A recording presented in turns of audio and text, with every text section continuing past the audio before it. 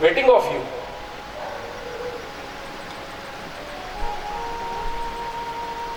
જિંદગીભર કેટલા એમના ભક્તો એની સેવા કરી હશે, કેટલું જ્ઞાન એમનાથી પ્રાપ્ત કર્યું હશે. એકની પ્રતીક્ષા એને નથી. પણ એક માણસ જેની જિંદગીનો કોઈ ધ્યેય નથી, એને મરવા જવું છે, બધી ઈચ્છાઓ સમાપ્ત થઈ ગઈ. ઠાકોરજી એટલા દુઃખ આપ્યા છે. ગયો, ચરણોમાં પ્રણામ કર્યું, બોલે મારે પાસ બેસ. બધા ભક્તોને અને જેટલા એના ચેલા હતા એમને કહે છે, ચેલાઓને, આ મઠનો મઠાધીશ આજ પછી એ હશે, હું એને ગાદી આપીને જાઉં છું. એ કાનમાં કહે છે, પ્રભુ હું તો મરવા નીકળ્યો છું. અને આપ જય ઘોષ જોઈને અહીંયા આવી ગયો. બોલે જો મારા પ્રભુમાં કેટલી તાકાત છે કે તું મરવા નીકળ્યો. આ મંદિરને જોઈને તું અહીંયા આવી ગયો. ઠાકોરની તારે પણ શું કૃપા કે તું કેટલા દુઃખ વેઠવ્યા છે તારી જીવનમાં. આના લીધે તે દુઃખ વેઠવ્યા છે કે તારે અંદરથી બધા વિકાર પ્રભુએ કાઢી દીધા. તારે જીવનની કોઈ આકાંક્ષા શેષ નથી, ઈચ્છાઓ શેષ નથી. પણ હું કરીશ શું પ્રભુ? મને તો જીવનમાં મેં કોઈ સંસ્કૃતનો એક શબ્દ નથી વાંચ્યું. એ કહે છે કે તારું કાન લા. કાનમાં મંત્ર આપે છે કે ઓમ નમો ભગવતે વાસુદેવાય નું તારે જાપ કરવાનું અને ચકાચક જે પ્રભુને તું ભોગ લગાડે એ ભોગ તારે લેવાનું, પણ તારે કશું નહીં કરવાનું. બોલો જય શ્રી કૃષ્ણ. વર્ષોથી એના ચેલાઓ એની સેવા કરતા હતા, કશું નથી આપ્યું. એક માણસ જે નિર્મમો નિરંકાર તો શાશ્વત શાંતિ મધી ગચ્છતી ગીતા કહે છે. જેને અંદર મમતા જતી રહી, જેને અંદરથી અહંકાર જતો રહ્યો, ક્રોધ જતો રહ્યો, સર્વાન કામાન વ્યાસ, બધી કામના જેના હૃદયમાંથી નીકળી ગઈ, મન મસ્તિષ્કમાંથી નીકળી ગઈ, મઠાધીશ બનાવી. અને સાહેબ એવું કહેવાય ગાદીનો પ્રતાપ કે થોડા દિવસમાં એના જે ગાલ છે ને, આ જાપના લીધે એને અંદર બ્રહ્મ તેજ આવી ગયું, ગુરુની કૃપા થઈ. અને જ્યારે એને જવાનો ટાઈમ આવ્યો ને, બહુ સરસ રીતે એને મઠને ચલાવ્યો, ઘણા બધા મંદિરો બાંધ્યા, પ્રભુની ભક્તિ કરી, લોકોનું સારું કર્યું. પ્રભુ જે આપણે દુઃખ આપે છે ને એના પાછળ બહુ મોટી એની કસોટી હોય છે. અને કસોટી પાછળ આપણું કંઈક ને કંઈક સારું છુપાયેલું જ હોય છે. એ જ થયું જ્યારે એ મઠાધીશના જવાનો ટાઈમ આવ્યો.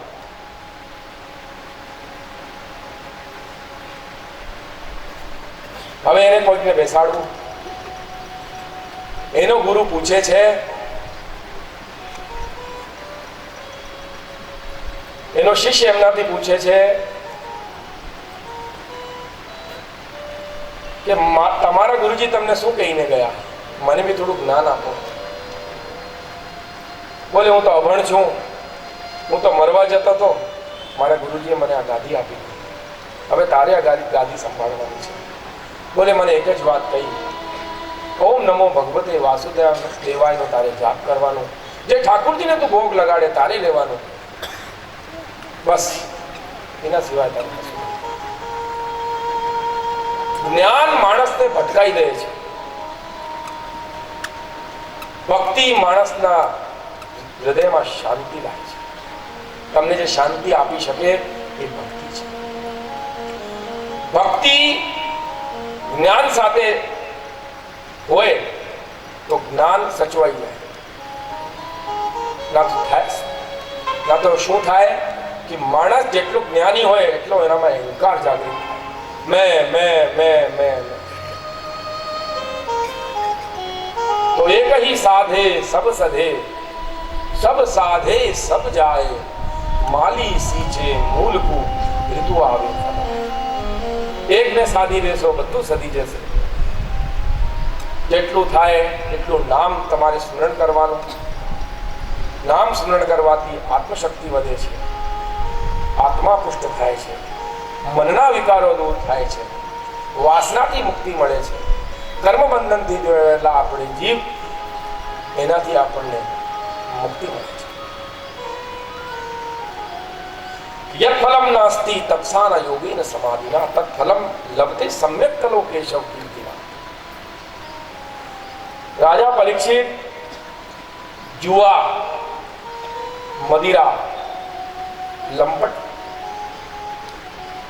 સ્ત્રીઓ અને હિંસા, એમાં કળિયુગને સ્થાન આપે છે. આજે નિરાકરણ કરી દઉં છું આપ સૌનું. કેટલા આપણા વૈષ્ણવ ભક્તો છે એ આપણે પુષ્ટિ માર્ગથી જોડાયેલા છે? હાથ ઊભો કરીને ખાલી પણ બતાવી દો. ઘણા બધા છે. ઠાકોરજીના દર્શન કરવા જાઓ છો, કેટલા લોકોને હજુ સુધી ધક્કા પડ્યા છે? મને એ કહો. એક ધક્કામાં બહાર હાથ ઊભો કરીને કહી દો. બધાને જ પડ્યા છે. એક બાજુથી અંદર જાઓ, બીજી બાજુથી બહાર. ઠાકોરજીનું મુખારવિંદ દેખાયું ના દેખાયું, આપણે બહાર. અને કોઈકને સાંસની તકલીફ હોય તો એને સાંસ, હાર્ટની તકલીફ હોય તો આ બધું બ્લડ પ્રેશર વધી જાય. વધી જાય.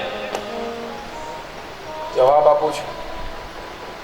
મહાપ્રભુજી વલ્લભાચાર્યજી જયારે પુષ્ટિ માર્ગ ધર્મની નીવ મૂકી, સ્થાપના કરી. આ પુષ્ટિ માર્ગ ધર્મ આદિ અને અનાદિ છે. આ રુદ્ર સંપ્રદાય છે વિષ્ણુ સ્વામી, અને વિષ્ણુ સ્વામીના શિષ્ય હતા મહાપ્રભુજી વલ્લભાચાર્ય. એ સનાતન ધર્મ છે. સનાતન એટલે જેનો કોઈ દિવસ અંત ના થાય, જે આદિ અને અનાદિ હોય એને સનાતન કહેવાય.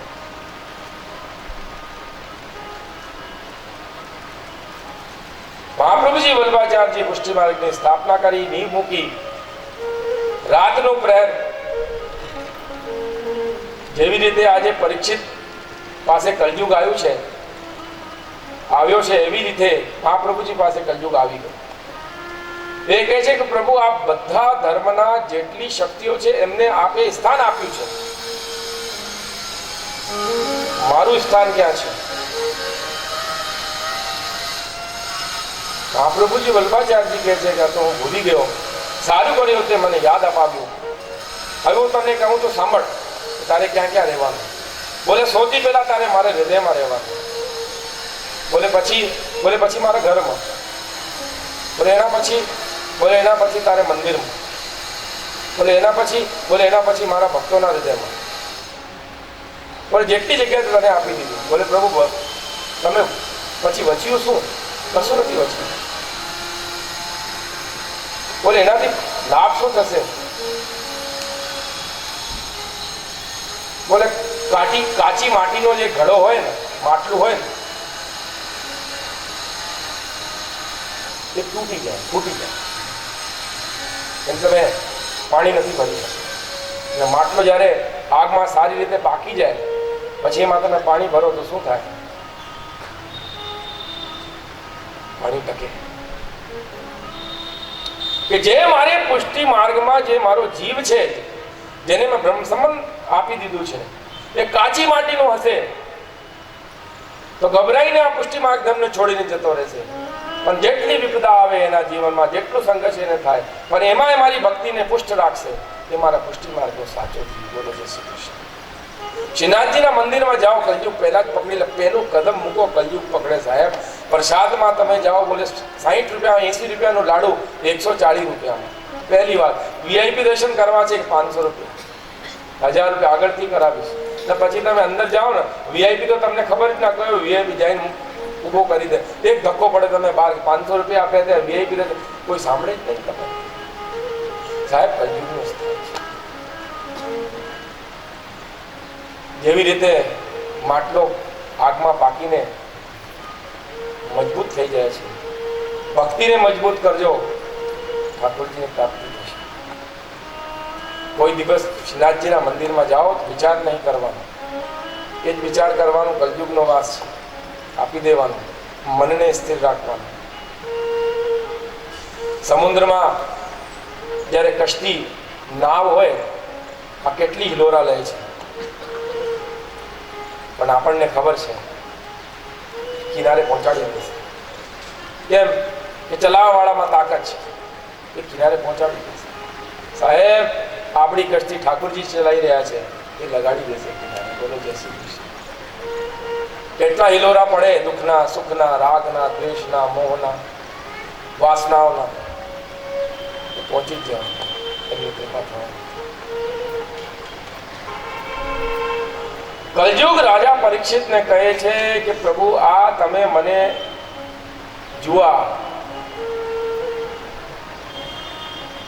પાનમ એટલે શરાબ જ્યાં લોકો પીતા હોય ને ત્યાં કલયુગનો વાસ, જુઓ રમતા હોય, પછી લંપટ સ્ત્રીઓ, અને જ્યાં હિંસા હોય, જ્યાં બે લોકો ઝઘડતા હોય, ત્યાં કલયુગનો વાસ. બોલે આ ચાર જગ્યાએ પ્રભુ આપ મને આપી છે ને, એ તો બધી અધર્મ છે. આમાં પછી સારી જગ્યા કઈ આપી? બોલે એક મારી ઈચ્છા છે કે મને એક જગ્યા તમે આપી. બોલે કઈ? તો બોલે ધાતુ યોગ અસ્મિન કાંચનમ, કે સોનામાં મને સ્થાન આપી દે.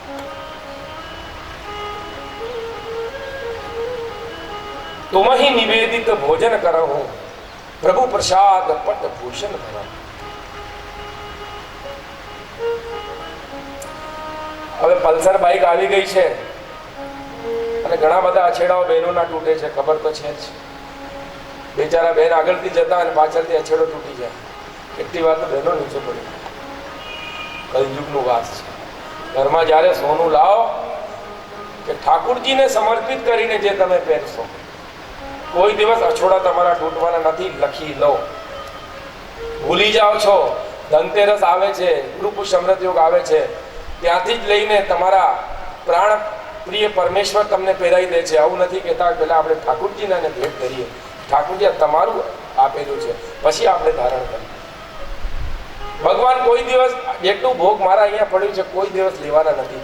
ભાવથી બધું લઈ લે છે, સૂક્ષ્મ રૂપથી લઈ લે છે. સ્થૂળ તો આપણે જ લેવાનું. આ પ્રભુનો પ્રસાદ છે. સોનામાં જેટલું પ્રભુને અર્પિત કરીને પહેરશો એ સોનામાં શુદ્ધિ રહેશે, મનમાં શુદ્ધિ રહેશે. કોઈ દિવસ અહંકાર ના થાય. ઘણી બધી બહેનો છે ને આમ હાર પહેરે, હાથમાં ચૂડીઓ પહેરે, આમ એટલું સોનું છે. આ કલયુગનો વાસ, એટલે અહંકાર આવી. જીવન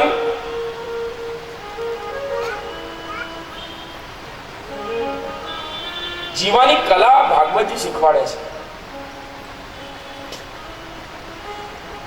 સૂતજી કહે છે કલયુગને સ્થાન આપીને રાજા પરીક્ષિત આગળ વધી જાય છે અને એના માથા ઉપર એ જ સોનાનું મુકુટ.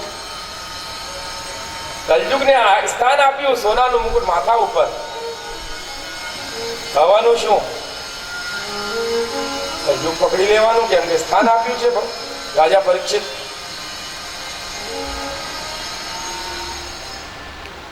એને બહુ જોરથી પ્યાસ લાગે છે, પાણી પીવાની એની ઈચ્છા થાય છે. જ્યારે એને પાણી પીવાની ઈચ્છા થાય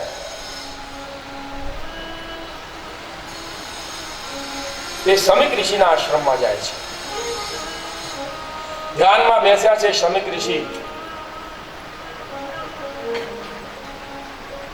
કેમ કે જ્યારે માણસને પ્યાસ હોય ને એનો મન વિચલિત થઈ જાય છે. પણ આજે ડબલ કારણ છે, બે કારણ છે વિચલિત થવાનું. સોનાનું મુકુટ માથા ઉપર છે, કલયુગને વાસ આપી દીધું અને એને તરસ લાગે છે પાણી પીવા માટે આગળ આવે છે. એને એવું લાગે છે કે રાજાએ મને, હું રાજા છું અને મને જોઈને શમિક ઋષિ આંખો બંધ કરી.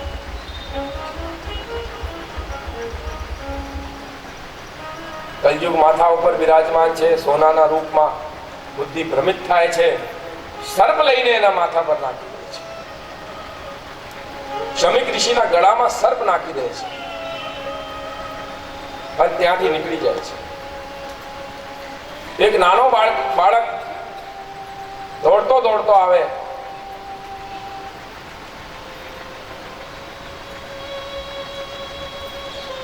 અને એનો નાનો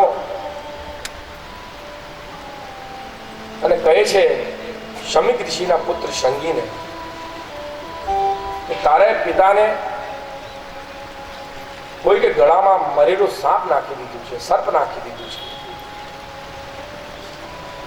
શંગી ઋષિ દોડીને જાય છે, એના પિતાના પગમાં માથો નમાવીને રડવા લાગી જાય છે. પિતાનો આંખો ખુલી જાય છે કે બેટા શું થયું? બોલે કોઈ ભાઈ આયા હતા, રાજા જેવા લાગતા હતા. બોલે તમારા ગળામાં એને મરેલું સર્પ નાખી દીધું. મેં નદીના પાસે રમવા ગયેલો હતો અને ત્યાં મારા મિત્ર આવીને મને કહ્યું કે ભાઈ તારા પપ્પાના ગળામાં મૃત સર્પ નાખી દીધું છે. અને તેમ બેટા તને એના પછી મેં શું કર્યું? એતિલંગિત મર્યાદમ તક્ષક સપ્તમે હનિ દક્ષયતિ સ્મ કુલાંકારમ ચાદિતો તદદ્રુહમ.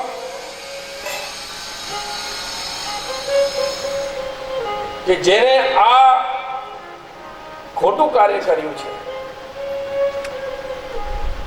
7 દિવસમાં એને તક્ષક સર્પ આવીને ડસી દેશે. હું શ્રાપ આપું છું કે પિતાશ્રીએ મને શ્રાપ આપી દીધું. તપાસ થઈ, સમિતિને ખબર પડી કે સપ્તદીપ વસુંધરાના સ્વામી રાજાધિરાજ પરીક્ષિતને મારા પુત્રે શ્રાપ આપ્યું છે. એને સંદેશ મોકલાવે છે કે બેટા એને સંદેશ મોકલ, એને જાણ કરો કે 7મા દિવસે તક્ષક સર્પ આવીને તને ડસી લેશે તો તારું અંત થઈ જશે.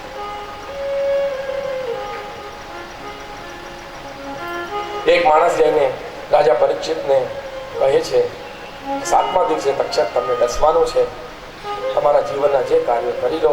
સંગી ઋષિએ તમને શ્રાપ આપ્યો છે. મેં આપને કહ્યું ને કે નામ જપમાં એટલી તાકાત છે, કોઈ પણ મંત્રમાં તમે જીવનમાં પકડી લો. અને એ તો પોતે સંત અને આપણે ઋષિઓની સંતાનો છે. મહાપુરુષના વચન એના પાછળ રહે છે અને જે મોડાથી કહી દે આપણા કર્મોની નિર્જરા પણ કરી દે. એના વચનોમાં એટલી તાકાત હોય છે. કેમ કે એની વાણીમાં સત્યનું તપ છે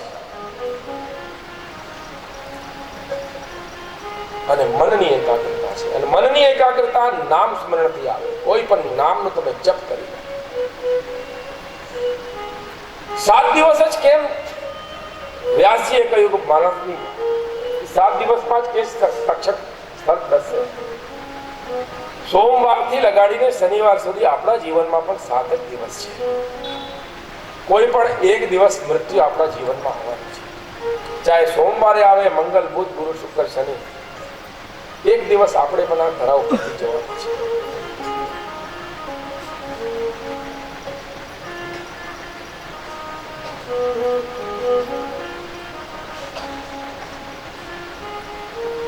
ભગવાન બુદ્ધ પાસે એક બહુ મોટા રાજા રોજે સત્સંગ માટે જાય અને એના ચરણોમાં બેસીને સત્સંગ કરે. ભગવાન બુદ્ધ ઝોપડાના માણસને આશીર્વાદ આપી દે. કોઈ વેપારી હોય, વણિક હોય, એમને આશીર્વાદ આપી દે. પણ કોઈ દિવસ આ જે ગામના શેઠ છે, સજ્જન છે, એમને કોઈ દિવસ આશીર્વાદ ના આપે. કરોડપતિ માણસ, બહુ પૈસા આપે. એ મનમાં વિચાર કરે કે બધાને બુદ્ધે આશીર્વાદ આપે છે, મને કોઈ દિવસ કેમ નથી આપતા? જે તત્વજ્ઞાની હોય ને એને હૃદયમાંથી ખબર હોય કે માણસના હૃદયમાં શું ચાલી રહ્યું છે. આપણા વલ્લભ સંપ્રદાયમાં બી એવા આચાર્ય પૂજ્યચરણ છે કે તમે જઈને બેસો ને તમને ખબર પડી જાય કે તમે કયા ભાવનાથી એમના પાસે આવે છે. ઠાકોરજીના અવતાર છે.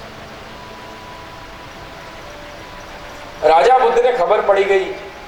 1 મહિના સુધી એ જ કર્મ ચાલ્યો.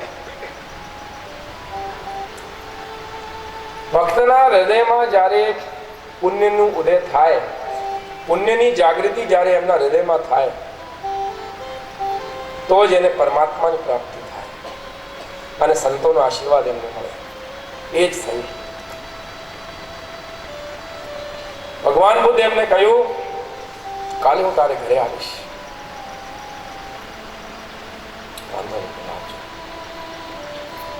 સવારમાં ભગવાન બુદ્ધ એના બધા કામથી પરવારીને એમના ઘર પહોંચી ગયા. પહોંચીને એમને જોયે છે.